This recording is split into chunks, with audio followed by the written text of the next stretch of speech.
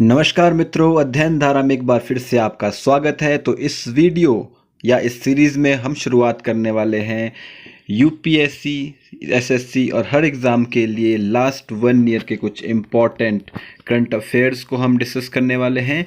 हम डिस्कस करेंगे current affairs को, उसके बाद उन करंट अफेयर्स के ऊपर जो कैसे कोई क्वेश्चन बनता है, जस्ट लाइक आप देख सकते हैं कि मैंने यहाँ पे क्वेश्चन यहाँ पे फॉर्म किया गया है। तो उस क्वेश्चन को भी हम अटैम्प्ट करेंगे और देखेंगे किस तरीके से क्वेश्चन बनते हैं।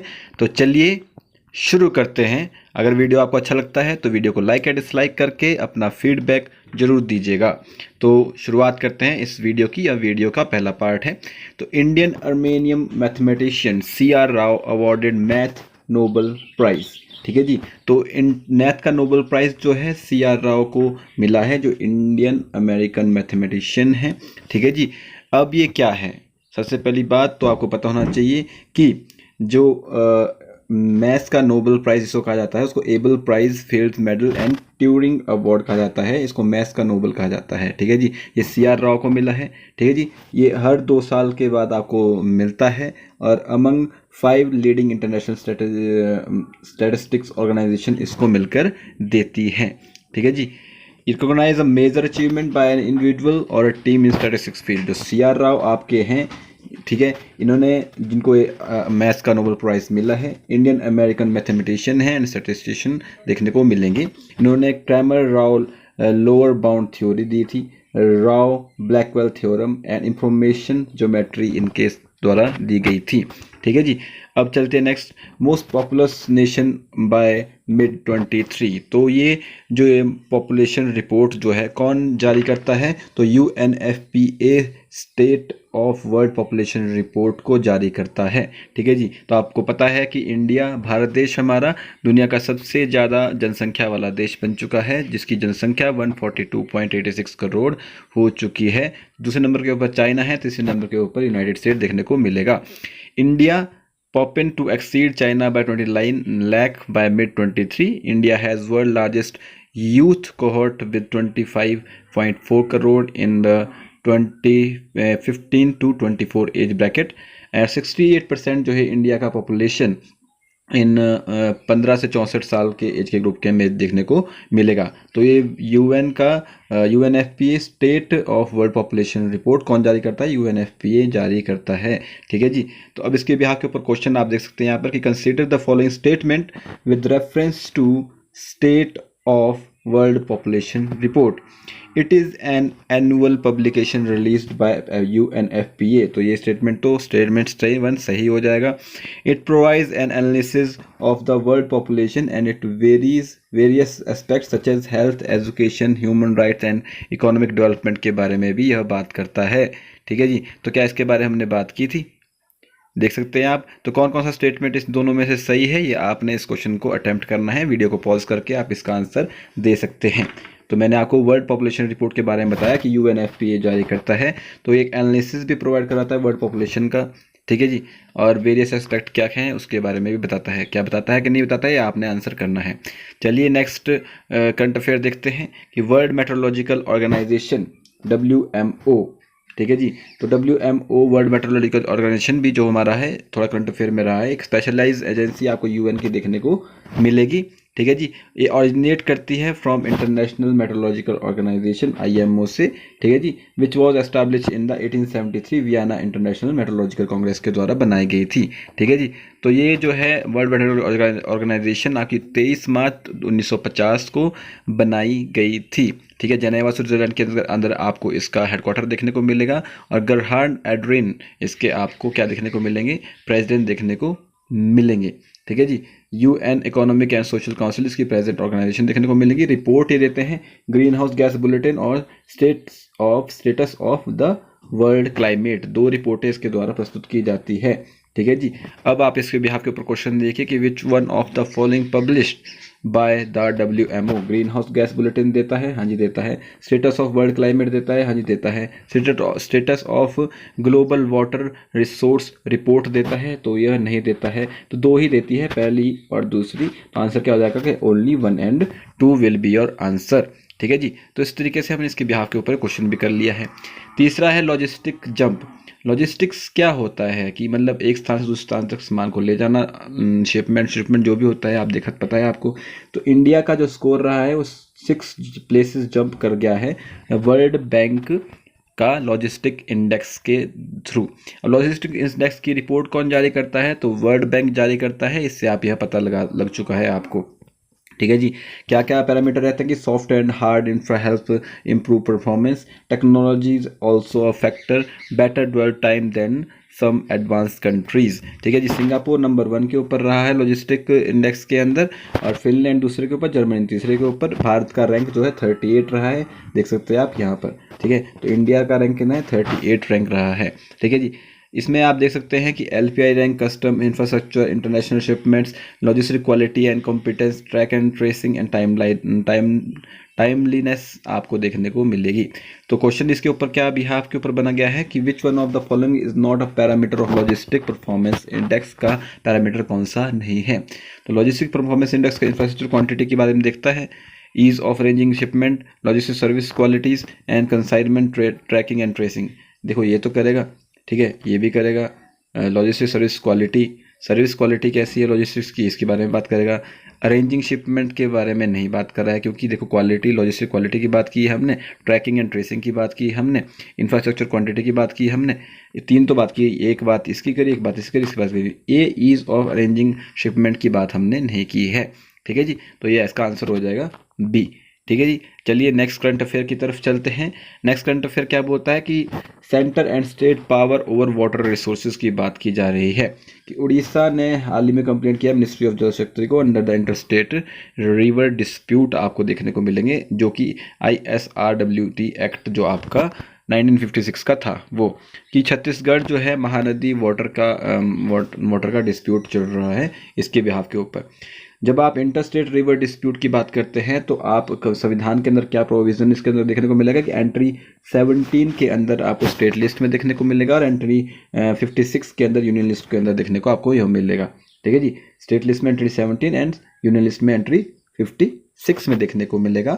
आर्टिकल 262 से अपनी पावर लेता है, मतलब पार्लियामेंट में by law provide the adjustment of any dispute और कंप्लेन, ठीक है जी। आर्टिकल 262, ठीक है जी। The parliament enacted the following, इसके थ्रू आपने बनाया था कि रिवर बोर्ड एक्ट 1956 और inter state water dispute act 1956 भी बनाया गया था। अब आपके सामने कुछ डिस्प्यूट देखते हैं, जैसे कृष्णा वाटर डिस्प्यूट ट्रिब्यूनल था, ठीक है, हाल ही में इसका ट्रिब्यूनल टर्म एक्सटेंड हो गया है, आंध्र प्रदेश, महाराष्ट्र, तेलंगाना, कर्नाटक के बीच में था, 2004 से चल रहा था। Mahanadi water dispute terminal Chhattisgarh Orissa के बीच में 2018 से चल रहा है, ये ट्रिब्यूनल अभी भी एग्जिस्ट करता है, ठीक है जी। महादाई वाटर डिस्प्यूट टर्मिनल आपको 2010 का मिलेगा, कर्नाटक, गोवा और महाराष्ट्र के बीच में। रावी एंड ब्यास ट्रिब्यूनल आपको राजस्थान, हरियाणा और पंजाब के बीच में देखने को मिलेगा, ठीक है, इसकी टर्म एक्सटेंड हो चुकी है। वंशधारा आपको वाटर डिस्प्यूट देखने को उड़ीसा और आंध्र प्रदेश के बीच में देखने को मिलेगा, ठीक है जी। ये डिसॉल्व हो चुका है 2022 के अंदर, 2010 का यह फॉर्मेशन इसका हुआ था, ठीक है जी। तो न्यू इंडिया लिटरेसी प्रोग्राम के बारे में नेक्स्ट हमारा हम पढ़ते हैं कि न्यू इंडिया लिटरेसी प्रोग्राम है क्या। न्यू इंडिया लिटरेसी प्रोग्राम देखने को मिलेगा फॉर द पीरियड ऑफ 2022-2027, ठीक है जी। एडल्ट एजुकेशन का एस्पेक्ट भी इसके अंदर रखा गया है, ठीक है जी। और ऑब्जेक्टिव क्या है इसका कि हमने लिटरेसी, न्यूमरेसी एंड ऑल्सो इसमें क्रिटिकल लाइफ स्किल्स देंगे, हम वोकेशनल स्किल डेवलपमेंट करेंगे, बेसिक एजुकेशन देंगे और कंटिन्यूइंग एजुकेशन भी देंगे। तो ये 4 चीज़ें आपको देखने को मिलेगी। टारगेट क्या है कि age of 15 years and above को दिया जाएगा। इसमें कि आपको 5 करोड़ लर्नर्स को और 1 करोड़ पर ईयर देखने को मिलेगा। ऑनलाइन टीचिंग, लर्निंग असेसमेंट दिया जाएगा, ठीक है जी। तो इसमें कि स्टेट का और सेंटर का दोनों का शेयर आपको देखने को मिलेगा, मतलब एक सेंटर स्पॉन्सर्ड स्कीम आपको देखने को मिलेगी, जिसमें स्टेट जो है 337.90 करोड़ लगाएगा और 700 करोड़ का बजट जो है सेंटर जो है इशू करेगा, ठीक है जी। एजुकेशन फॉर ऑल इसका क्या रहेगा, ये एजुकेशन इन द कंट्री इसका एक मोटिव रहेगा। तो अब क्वेश्चन इसके बिहार के ऊपर क्या बनता है, क्वेश्चन बनता है कि which one of the following are component of new India literacy program. कौन सा एक न्यू इंडिया लिटरेसी प्रोग्राम का कंपोनेंट है? क्रिटिकल लाइफ स्किल्स है, हाँ जी है। वोकेशनल स्किल डेवलपमेंट की बात की हमने, बेसिक एजुकेशन की बात भी की हमने, कंटिन्यूअस एजुकेशन की बात भी हमने की, आप देख सकते हैं यहाँ पे मैंने बात की थी। Critical life skill, vocational skill development, basic education and continuous education, तो चारों के चारों इसके अंदर आते हैं। तो आंसर क्या हो जाएगा आपका? ऑल ऑफ द अबव आपका आंसर हो जाएगा, चलिए नेक्स्ट देखते हैं। नेक्स्ट है आपका स्वच्छ भारत सुंदर भारत वाया स्वस्थ भारत। ठीक है, तो स्वच्छ भारत मिशन के बारे में आपको पता ही होगा कि कब शुरू किया गया था। 2 अक्टूबर को शुरू किया गया 2014 के अंदर। ठीक है जी। तो ये क्या था, इसके बारे में आपको पता है कि स्वच्छ भारत मिशन क्या था। उसका 2.0 वर्जन अर्बन के लिए चला गया है, तो उसके बारे में ज़्यादा बातचीत है, तो इसके बारे में आपको क्वेश्चन आ सकता है। ठीक है जी। नेक्स्ट आपको देखने को मिलेगा tracing the origin of the hue and cry notice issued against the Amritpal Singh from England King Edward one Punjab police. तो ह्यू एंड क्राई नोटिस के बारे में थोड़ी बहुत जानकारी ले लेते हैं कि यह क्या है। ह्यू एंड क्राई नोटिस क्या है? If a suspect of a criminal was running down the street in front of the some bystanders, then each of them had to yell to help the police to identify and catch them. ठीक है जी। These notices are governed by the specific rules and procedures and are used sparingly to stress the seriousness of the matters in and create panic among the public. ठीक है जी। तो इसके बारे में ह्यू and cry notice के बारे में हमको पता होना चाहिए। उससे अगला करंट अफेयर आपको देखने को मिलेगा कि पीएम की जो स्टैंड अप इंडिया स्कीम थी उसके 7 साल पूरे हो चुके हैं। स्टैंड अप इंडिया स्कीम के 2016 के अंदर यह लॉन्च की गई थी मिनिस्ट्री ऑफ फाइनेंस के तहत। ठीक है जी। एम क्या था इसका? Leverage institution credit structure and for the undeserved sector of the people. SIDBI and NABARD shall be designated stand up contact centers। आपको देखने को मिलेगा। एलिजिबिलिटी क्या थी इसकी कि SC/ST और वुमेन्स के लिए अबव 18 ईयर्स ऑफ एज के लिए इनको मतलब इसका एलिजिबल थे उस चीज़ के लिए। ठीक है जी। या फिर in case of non individual enterprises 51% of the share holder and controlling should be in the hand of the SC/ST और वुमेन एंटरप्रेन्योर के पास होंगी, तो आप उसके लिए एलिजिबल हो सकते हैं। ठीक है जी। और कभी भी आप इसमें डिफ़ॉल्ट किसी बैंक या फाइनेंशियल इंस्टीट्यूशन के अंदर नहीं होने चाहिए। तो ये आपकी स्टैंड अप इंडिया स्कीम थी, इसके ऊपर भी आपसे क्वेश्चन पूछा जा सकता है। ठीक है जी। पे एंड बेनिफिट्स, ये अग्निवीर स्कीम के बारे में आपको देखने को मिलेगा कि अग्निवीर स्कीम क्या है। तो आपको सभी को पता है कि अग्निवीर स्कीम क्या है, तो न्यूज़ में थी। ठीक है जी। सेवा निधि पैकेज, इसमें 11.71 लाख का आफ्टर 4 ईयर का सर्विस के बाद दिया जाएगा। ठीक है जी। तो ये आपको देखने को मिलेगा। ठीक है जी। बाकी इंडिया का डिफेंस पेंशन बिल भी बहुत ज़्यादा बढ़ चुका है। ठीक है जी। तो ये क्या है आपको पता है इसके बारे में। उसके बाद नेक्स्ट जो हमारा टॉपिक रहता है वो रहता है कि solar energy corporation of India को मिनी रत्न कैटेगरी के अंदर कैटेगरी 1 मिनी रत्न कैटेगरी 1 क्या स्टेटस मिल चुका है। ठीक है जी। अब ये मिनी रत्न महारत्न क्या है? तो मिनी महारत्न, नवरत्न और मिनी रत्न 3 टाइप की कैटेगरी होती है किसी भी CPSE की। ठीक है जी। तो महारत्न स्कीम जो ठीक है 2010 के अंदर लाई गई थी, वैसे ही 1997 के अंदर आपको नवरत्न स्कीम देखने को मिली थी और 1997 के अंदर ही आपको मिनी रत्न स्कीम देखने को मिलेगी। मिनी रत्न के अंदर 3 कैटेगरी होती है, कैटेगरी 1 कैटेगरी 2, मतलब 2 ही कैटेगरी होती है। ठीक है जी। तो profit in the last 3 continuously कितना प्रॉफिट है उसके बिहाफ के ऊपर रहता है कि भाई जैसे 30 करोड़ या फिर आसपास जिसका भी रहता है उसकी पूरी जानकारी आपको यहाँ देखने को मिलेगी। ठीक है जी। कैटेगरी 1 के अंदर एयरपोर्ट अथॉरिटी ऑफ इंडिया और आर्टिफिशियल लिम्स मैन्युफैक्चरिंग ये कैटेगरी 2 के अंदर देखने को मिलेगा। तो इस तरीके से ही solar energy corporation of India को कैटेगरी 1 का स्टेटस मिला है। तो ये आपको डायरेक्ट फैक्चुअल बेस्ड क्वेश्चन यहाँ से आ सकता है। नेक्स्ट टॉपिक आपका रहता है Deendayal Antyodaya Yojana national rural livelihood mission launches national campaign Sangathan se Samriddhi to mobilise 10 crore rural women in self help group. Sangathan se समृद्धि जो है एक क्या बनाया गया है, कैंपेन लगाया गया है। ठीक है जी। जिसमें कि ये इशू रखा गया है कि कोई भी रूरल वुमेन जो है पीछे नहीं रहनी चाहिए, सेल्फ हेल्प ग्रुप के थ्रू उनकी मदद की जाएगी। ठीक है जी।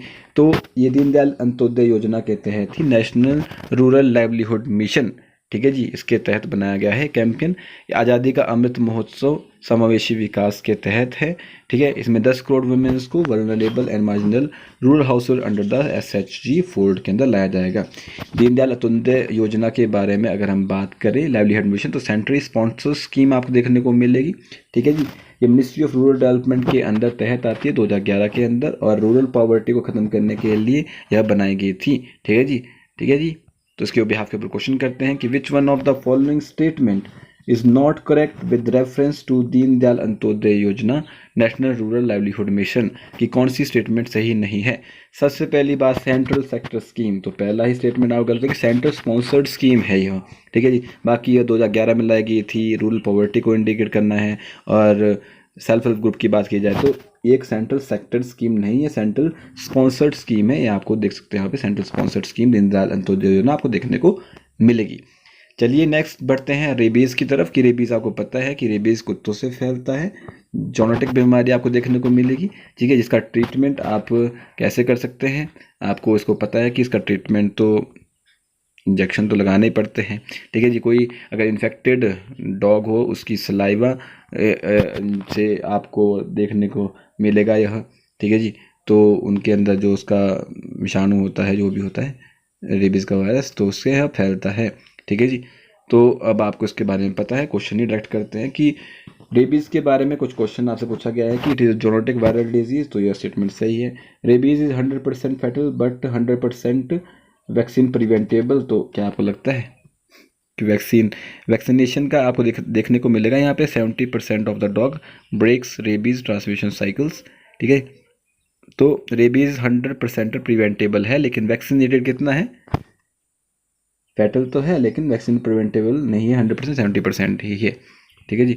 तो उससे तीसरा है more than 1/3 of global rabies deaths are recorded in India.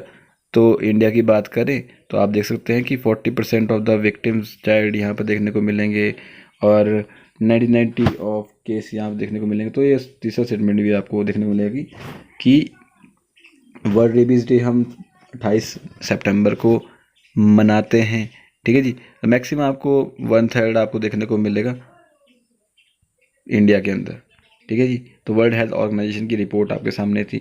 तो it's spread by the bite of rabid animals, तो ये स्टेटमेंट भी सही है। तो कौन सा स्टेटमेंट सही नहीं है, दूसरा स्टेटमेंट सही नहीं है। तो आंसर क्या हो जाएगा आपका 1, 3 and 4, answer will be C. चलिए नेक्स्ट देखते हैं। नेक्स्ट टॉपिक आपका इवैक्यूएशन ऑपरेशन के बेस के ऊपर है, जो कि इंडिया के द्वारा कैरिड आउट किया गया था। तो अब ये क्या है इवैक्यूएशन ऑपरेशन की, मतलब अलग अलग देश के लिए, जैसे कुवैत एयरलिफ्ट, आपको पता है कि जब इराक ने कुवैत के ऊपर आक्रमण किया था 1990 के अंदर। ऑपरेशन सुकून लेबनान के लिए है। Operation safe home coming Libya का ऑपरेशन 2011 के अंदर। मैत्री नेपाल के लिए अर्थक्वेक का। ऑपरेशन राहत conflict in Yemen. Operation evacuation from Brussels, जहाँ पे स्ट्राइक हुआ था, ठीक है जी, 2016 का। ऑपरेशन समुद्र सेतु कोविड-19 का है। वंदे भारत भी कोविड-19 का है। देवी शक्ति आपको अफगानिस्तान से जब वहाँ से लेके आए थे। ऑपरेशन गंगा यूक्रेन और रशिया का वॉर के बीच में लेके आए थे 2022 के अंदर। ऑपरेशन दोस्त टर्की सीरिया अर्थक्वेक का। और ऑपरेशन कावेरी अभी सूडान का कन्फ्लिक्ट, ठीक है जी। ऑपरेशन मैत्री नेपाल के लिए सही स्टेटमेंट, सही आपस में मेल जोल बनाया गया है। ये पूछा गया है ना कि pairs reference to evacuation operation बताना है। तो ऑपरेशन मैत्री नेपाल के लिए, देखो यहाँ पे हमने बताया था भी, ऑपरेशन मैत्री नेपाल अर्थक्वेक के लिए। दूसरा वंदे भारत कोविड-19 पैंडेमिक के लिए, वंदे भारत कोविड-19 पैंडेमिक के लिए। ऑपरेशन सुकून यमन के लिए था क्या, ऑपरेशन सुकून था लेबनान के लिए, ठीक है, कन्फ्लिक्ट हुआ था जब, ऑपरेशन सुकून लेबनान के लिए, ठीक है जी। यमन के लिए कौन सा था, यमन के लिए अभी हमने किया है क्या, तो यमन के लिए आपको देखने को मिलेगा ऑपरेशन राहत, ना कि ऑपरेशन सुकून, ठीक है। ऑपरेशन सुकून लेबनान के लिए था। तो तीसरा स्टेटमेंट यहाँ पे पेयर अच्छे से कनेक्ट नहीं है, तो 1 and 2 will be your answer, ठीक है जी। तो ऑपरेशन मैत्री नेपाल के लिए और वंदे भारत कोविड-19 पैंडेमिक के लिए। चलिए नेक्स्ट टॉपिक की ओर बढ़ते हैं। नेक्स्ट टॉपिक आपका क्या है कि operationalize safe city project by August Saxena to Delhi police. Safe city project क्या है, इसके बारे में पूछा गया कि मिनिस्ट्री ऑफ होम अफेयर के तहत आता है यह, एंड कोलैबोरेशन है ministry of women and child development under the Nirbhaya fund, ठीक है जी। तो ये क्रिएट करना है safe secure empower environment for the women and child in public spaces. ये 8 मेट्रो सिटीज़ के अंदर इंप्लीमेंट किया जाएगा। 60-40 का रेशो रहेगा, मतलब सेंट्रल स्पॉन्सर स्कीम आपको देखने को मिलेगी, ठीक है जी। तो अब इसके बिहार के क्वेश्चन करते हैं कि what is the following statement correct about the, not correct about the safe city project पूछा कि नॉट करेक्ट कौन सा नहीं है, करेक्ट नहीं है। Initiative of the ministry of home affair in collaboration with the women and child development and Nirbhaya fund, ministry of home affair का है क्या, हाँ जी है। तो पहला स्टेटमेंट तो आपको सही हो जाएगा। दूसरा aiming at creating a safe secure empowering for women, ये भी सही है। तीसरा क्या है, project is being implemented in 8 metro cities, तो यह भी सही है। It is central sector scheme, तो सेंट्रल सेक्टर स्कीम नहीं है, 60-40 का आपका रेशो रहेगा, मतलब कि है सेंट्रली स्पॉन्सर्ड स्कीम आपको देखने को मिलेगा। तो आंसर विल बी डी कि तीसरा स्टेटमेंट, चौथा स्टेटमेंट आपका गलत है, बाकी सारी स्टेटमेंट सही है, तो गलत ही आपसे पूछा था। उसके बाद प्रधानमंत्री जनधन योजना के बारे में आपको पता ही है कि इसमें pension scheme for unorganised sector के बारे में बात की जाती थी, सेविंग अकाउंट खोले जाते थे, माइक्रो इंश्योरेंस दी जाती थी, फाइनेंशियल लिटरेसी प्रोग्राम था, क्रिएशन क्रेडिट गारंटी फंड था, and universal access banking service देखने को मिली थी। तो इसके बारे में आप जानकारी ले सकते हैं। तो 6 पिलर्स आपको देखने को मिलते थे। इसके बारे में क्वेश्चन आपसे पूछा जा सकता है कि प्रधानमंत्री जन धन योजना कब शुरू की गई थी। चलिए नेक्स्ट टॉपिक आपका देखने को मिलेगा डायबिटीज़ के बारे में। डायबिटीज़ आपको एक नॉन कम्युनिकेबल डिजीज़ देखने को मिलेगी, ठीक है। इसकी दो टाइप्स होती है, टाइप 1 एंड टाइप 2, ठीक है। एक तीसरी टाइप भी होती है जिसको हम जेस्टनल बोलते हैं, जो कि प्रेग्नेंट महिलाओं के अंदर ही होती है, ठीक है जी। टाइप 1 डिजीज़ आपको देखने को मिलेगी, इसमें कि आदमी जो है, कोई भी शरीर है, वो आपको इंसुलिन जो है वो प्रोड्यूस ही नहीं कर पाता है, ठीक है जी। इंसुलिन प्रोड्यूस नहीं कर पाता है। टाइप 2 में इंसुलिन का अच्छे से यूज़ नहीं कर पाता है, ठीक है। टाइप 1 आपको देखने को मिलेगा मेनली ड्यूरिंग चाइल्डहुड, बट किसी भी स्टेज में हो सकती है, और ये मेनली 45 ईयर के एडल्ट या फिर उसके अंदर हो सकती है। फैमिली मतलब हिस्ट्री हो सकती है, और इसके बिहाफ मतलब आपको पता ही है रिस्क फैक्टर क्या क्या है, ठीक है जी। और इसका कोई प्रिवेंशन मेथड अभी देखने को नहीं मिलता है आपको, अगर ये इंसुलिन प्रोड्यूस ही नहीं हो रहा है। और हेल्दी लाइफस्टाइल अगर आप रखेंगे तो आप सेकंड जो टाइप 2 डिजीज़ को उसको ठीक कर सकते हैं, डायबिटीज़ को। इंसुलिन इंजेक्शंस आपको यहाँ पर लेने पड़ते हैं, और इसमें healthy living and possible insulin support भी लेना पड़ता है कई बार, ठीक है जी। अब आपको देखने को मिलेगा कि क्या क्या सिम्टम होते हैं टाइप 1 डायबिटीज़ के। तो excessive thirst, hunger, weight loss, fatigue, slow healing of cuts and sores, blurred vision, infections वगैरह आपको देखने को मिलेंगे। तो व्हाट इज द क्वेश्चन आपके सामने है कि which one of the following type is most common type of diabetes and it has strong links with obesity. और ओबेसिटी का सबसे स्ट्रॉन्ग लिंक टाइप 1 के अंदर, टाइप 2 के अंदर, जेस्टनल डायबिटीज के अंदर, या नन ऑफ द अबव के अंदर देखने को मिलेगा। कि मोटापा से गहरा संबंध किसके तहत है। देखो टाइप 1 के अंदर क्या क्या था, फटीग था, हंगर था, थर्स्ट था, अनएक्सपेक्टेड वेट लॉस देखने को मिलेगा, slow healing of cartilage, vaginal ही स्टिफनेशन देखने को मिलेगा, यूरिनेशन में थोड़ा बहुत दिक्कत आएगी। टाइप 2 के अंदर देखने को मिलेगा आपको, देखो यहाँ पे ओवरवेट एंड इनएक्टिविटी, ठीक है। तो मतलब ओबेसिटी आपको टाइप 2 के अंदर देखने को ज़्यादा मिलेगी, ठीक है जी। तो क्या आंसर हो जाएगा इसका, answer will be type 2 diabetes, B. Next topic is Health Ministry revised package for rate for central government health scheme beneficiary। अब सेंट्रल गवर्नमेंट हेल्थ स्कीम क्या है, ठीक है जी। तो ये comprehensive health care scheme provided for the Indian government to its employees, pensioners and their dependents के लिए दी जाती है। ये 1954 में से शुरुआत की गई थी। तो ये health care services to government employees and their families, इसका एक मोटिव रहता है, ठीक है जी। क्वेश्चन क्या है यहाँ के ऊपर, मैंने consider the following statement with reference to the central government health scheme. क्या है, it is a comprehensive health scheme provided by the Indian government to its employee pensioner their independents, yes it is right. Establish in 1954, yes it is right. Aim of providing quality health care services to government employee and their family, yes it is right. तो तीनों statement आपको सही देखने को मिलेंगे, तो answer will be D की all the statements are correct, okay. चलिए नेक्स्ट देखते हैं कि FAHD minister Shri Purushottam Rupala launches the animal pandemic preparedness initiative and World Bank funded animal health system support for one health.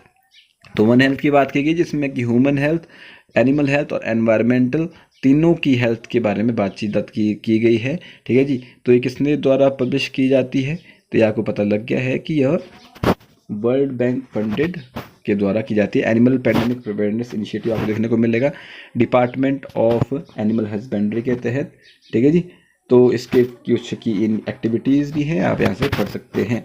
तो इसके भी आपके ऊपर क्वेश्चन हमने आप अटेम्प्ट करेंगे यहाँ पर कि animal health system support for one health is a collaborative project between the department of animal husbandry and dairying and which one of the following.